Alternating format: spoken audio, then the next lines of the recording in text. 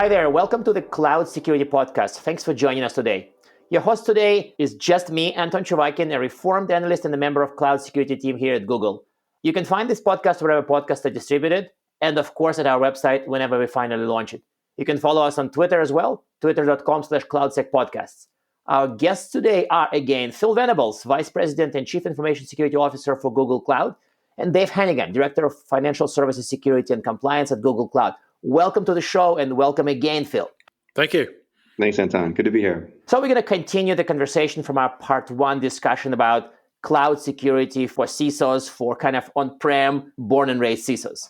So to continue on that theme, how do you even define cloud native thinking? Is cloud native about security tools? Is it about systems? Is it about architecture? So for example, I'm thinking, if I use servers, I am on-prem type of style architecture and thinking, and if I use services, I'm in the cloud. I don't know. What does it even mean doing security the cloud native way? So please explain if possible. Good question. And I think it's one that's sadly still debatable amongst folks out there. So I've always found it helpful to first, maybe we come to a consensus on like just a definition. So, for me personally, thinking through what does cloud native actually mean? For me, it's architecture that fully takes advantage of distributed, scalable, flexible nature of like the public cloud in this instance, right? And it really maximizes your focus on writing code, creating business value, and keeping customers happy. And so if you accept that definition, going cloud native means abstracting away like many layers of infrastructure, whether it's network, servers, operating systems, et cetera, right? So another way to think about that is you're worried less about all of those because you're really going to build code on top of that to help you go quicker. And in addition, it's also a way to operate if you think about being cloud native. If you now relieve companies of all of that work that happens to provision any hardware and the likes, well, they can move quicker. And so companies then start to adjust and adapt to pushing out potentially more code and learning from that, et cetera, and just being able to quickly learn to get the product out and then worry about fine tuning it. So then if we extend that to cloud native security, and by the way, I'm going to give you multiple definitions here because it's not as straightforward, but I'd say there's security tools that also take advantage of cloud native architecture and help secure what's built and launched in the cloud. And there's kind of two flavors around that. You'll see like what you can use natively to secure the CSPs themselves. And then you're going to see security tools that actually operate themselves in cloud and deliver their services, right? So security as a service, as an example, also there. And it's about also having that speed and ability, but there's some nuance in it. So I'll give you some specifics because you asked about some differences, right? So let's take as an example, like an IPS, right? So if we think about what an intrusion prevention system is, some folks would immediately go to, well, how do I do that? And how do I put one in the cloud and how do I operate? But I'd argue that's really thinking like really tactically about it, and that you're really talking about a specific tool for what I think is the key thing, an outcome, right? Or a risk that you're trying to prevent. In this case, it's unauthorized access, right? IPSs are designed to really detect that, prevent it. So if you think about what you're trying to accomplish or those outcomes, I can do a good job of explaining the differences. So an IPS generally is not native to cloud, right? That tool set isn't really native there. It's not going to grow. You can lift and shift and try to put one in, but it's really not going to scale with you. You're going to run into issues on throughput, visibility, all sorts of things that just kind of don't make sense at that side. But if you think about the outcome, to detect and prevent unauthorized access, then what you'll see is there are native tools, in this case, in the CSP, that help you do that. And amongst those, not all of them, are like logging that you get for free, identity and access management, right? Because in identity and access management, there's kind of a different context in cloud. Every person and service, has its own identity, and you can control access to it and the likes, and then access control lists. So if you think about it like that, then the question when you're doing something native is you wouldn't put an IPS in. You would figure out the way to consume all of these disparate systems in a way that works for your organization to prevent unauthorized access. So the logic would be somewhat, you jump from a tool to an outcome. What's the IPS outcome? You jump from an on-prem tool you have to outcome, and then you jump from outcome back to a tool that is cloud native. So kind of a zigzag pattern. Yeah. I got a tool. What does it do? This. What does that in the cloud? This. So this is what I'm going to use. Kind of like roughly my summary of that, right? What's interesting there is then it's going to force you to think about how you operate too, right? So, it's easy. When you put an IPS in, it's pretty clear security is going to kind of run and manage that. Mm-hmm. When you have these different native capabilities, you still have to ask yourself different questions, like who's best to take the first alert for unauthorized access? Is it actually security, or is it actually the owners of the apps who really know who should have access, what's normal, what's not normal? So while that gives you a definition, it also highlights how you have to think differently about how you're organized, and the likes out there. I don't want to forget about what I said earlier. And then you also have the ability where there are companies that sell security products that are cloud native, right? Think of a CASB, and they're going to be designed to take advantage of the cloud in how they deliver services and how people consume services. The alternative, or the older way of doing it on-prem, is proxies, right? Those were there, and you had to then you had to do capacity planning, and you had to make sure that you could basically service all of your folks out there. A lot of that's abstracted away, and you basically are able to just worry about configuration as opposed to the management of the hardware, et cetera. Yeah, that makes sense. To me, this is a good story that makes come to life. Phil, got anything to add to this one? It sounds like a big topic. Yeah, I mean, building on what Dave was saying, I think for me, it comes down to two things. One fundamental distinction in the cloud is you have to and you get to think declaratively. In other words, you can think of your environment as something you specify, and the cloud orchestration system provisions and sustains that. This is what we've always wanted to make life easier, but it's been very, very hard to do with all of the layers of on-premise technology built up over the years. But in the cloud, you can absolutely do that and then run policy checks against your specification, as opposed to only doing that against deployed reality. Now, again, as CISOs and security leaders, everybody has to still be appropriately paranoid, and you're likely going to want to have additional checks to make sure that what your cloud orchestration layer is appropriately orchestrating that declared policy and configuration established in the cloud. But generally speaking, that declarative approach is tremendously valuable. The second thing, and this is kind of building on what Dave was saying, is the fact that your entire environment in the cloud is programmable. In other words, it's software defined. You have a software defined network, you have software defined compute, storage, application environment. And so you can do things that you could never do with a fixed hardware on-premise environment, except organizations that have almost implemented the same cloud technologies on-premise. And as a result, you can have distributed firewalls, fine-grained application segmentation, more pervasive and continuous identity and access management. And all of this gives you immense leverage. So that kind of declarative approach plus the software-defined environment, for me, those are the two transformational concepts that you get to do in the cloud.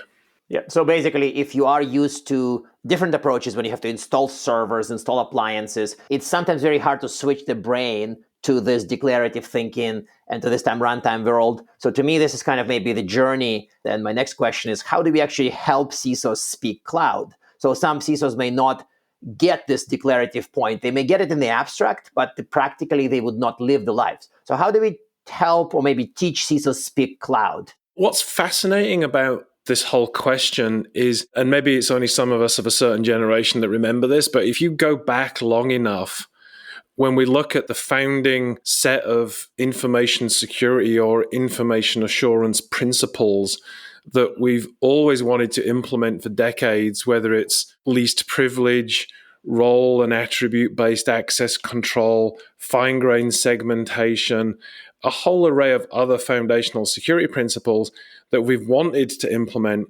But in an on-premise environment, we've learned to get used to the fact that we can't fully implement those things, and we've skirted around the edge and we've implemented various different layers of controls.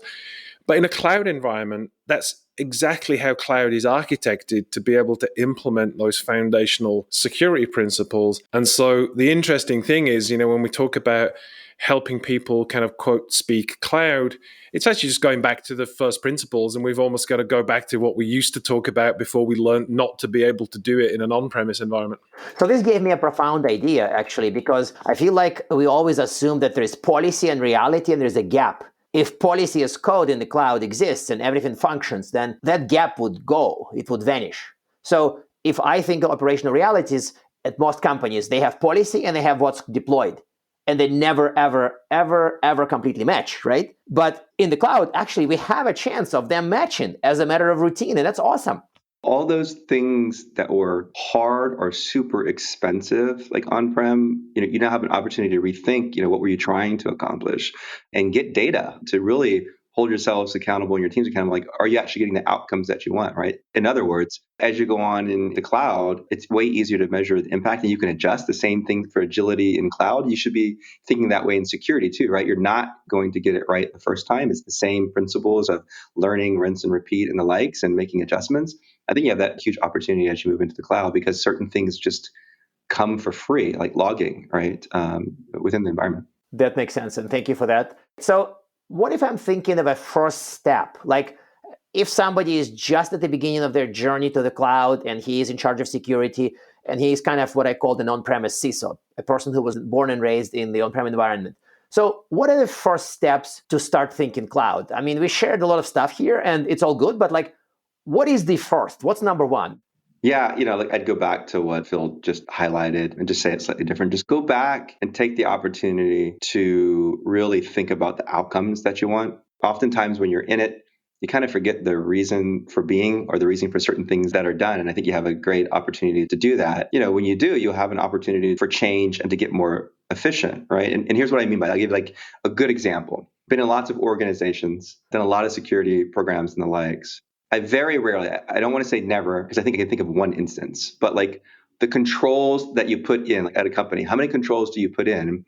And then how many do you actually take away? Everybody is scared to death to take away a control, right? And the root cause of that when you dig in is because some people can't even remember why the control was there anymore. Yet there's still this fear of removing it. As you're going into a new environment, you have an opportunity to free yourself from all of those unknowns and to really start to think about how do you do things cleaner and the likes. And I don't think you can do that without spending a little time focusing on the outcomes that you're trying to manage as you move about. And I think that will just naturally, adding on to what Phil said earlier, get you to think about more creative ways to get the outcomes that you need. Okay, so then to summarize it, the first step would then be extract control outcomes if you don't have them extracted already, because otherwise you cannot find the cloud ways to do that because you don't know what that is. If you have a control that does something, you need to know that's something before you can find the cloud way to do the same, right? Yeah. But if you don't know what something is, then you have to find it. Yeah, like said another way, it's just really knowing what you don't want to happen and what you're trying to prevent, right? And then challenge all the ways that you are doing it today. I think it's a good exercise. And then of course, you'll have to balance, to our points in the whole conversation is what's the language in cloud versus what you know. But if you're focused on the outcomes, you'll figure that out pretty easily. And by the way, there are lots of great CISOs that are she's as well as he's.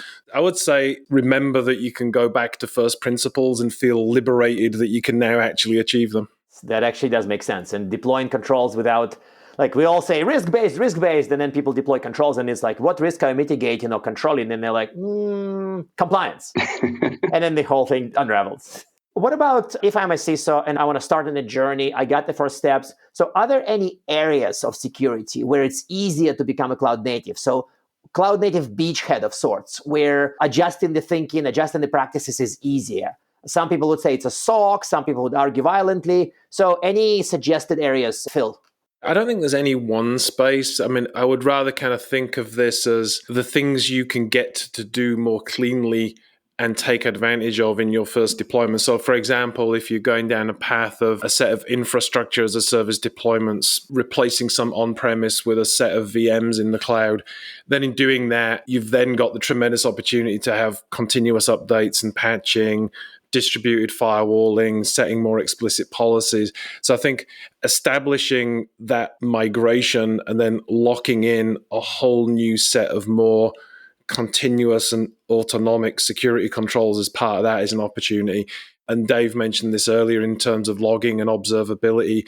Again, making sure that as you're moving or creating some new applications, maybe in a platform as a service environment, you're taking advantage of the increased innate observability and feeding that into your monitoring environment. The other thing as well, which is another constant theme, is taking advantage of the more consistent identity and access management approach and taking advantage of the role-based access control opportunities that you get from that. And so there'll, again, many on-premise application environments and many plans for new builds. The risk that you run is assuming that you're constrained by your traditional approach to doing identity and access management and making sure that as a beachhead, you get to take advantage of that in your PaaS as well as potentially your serverless deployments as well.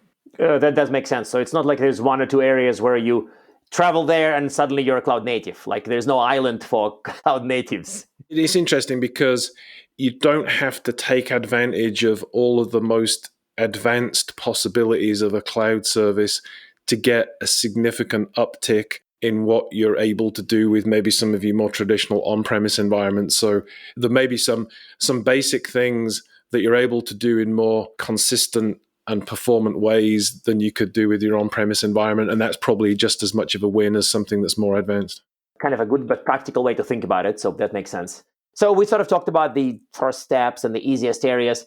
I know we have a great paper about transforming the security practice for cloud, but can you outline the type of journey that in your experience a CISO would go through, kind of growing to be more cloud native? And I think both of you guys worked for a very non-cloud companies, and now suddenly you're like thrust in the cloud provider, right? So what are the example journeys for somebody who's adjusting from securing data centers to securing cloud? Again, I would say don't be ashamed or afraid of applying a lot of rigor in terms of setting standards. Now, in many respects, a lot of those standards can come from the cloud provider. Like, for example, on the Google Cloud, we have a lot of the secure blueprints and landing zones that come with all the configuration code to establish them. It's good, obviously, to establish that initial baseline of rigor around what standards exist for which the development and other engineering teams can operate within. While that might seem in some environments a little bit heavyweight and essentially kind of anti-innovation, I think establishing the broad environment and the guardrails in which innovation and development agility can occur is important, because it may be difficult then to retro control things if you've let things run out of control initially. And I think all of the cloud providers, and we've focused heavily on this, providing these landing zones and blueprints and all of the appropriate control technology to ensure you stay in conformance with those blueprints. That's an increasingly strong foundation. I think the other thing as well that we've spoken about in many of the blog posts and papers is keep educating your stakeholders, whether it's your board, your risk team, your compliance team, the legal team, regulators, auditors, depending which industry you're in, and making sure that they understand the overall framework for risk management you're adopting. Because ultimately, the goal you want to get to is that you're not going through a unique, bespoke approval process for every data set and every workload that transitions to the cloud. You want to be able to get risk managed approval and standards for whole categories of data and workload such that that can smoothly transition to support the business objectives. That does make sense.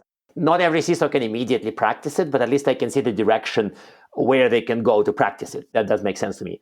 Dave, any other comments to this one? If you're going on it, just educate yourself, right? Make sure that you take the appropriate time to learn. That's totally fine.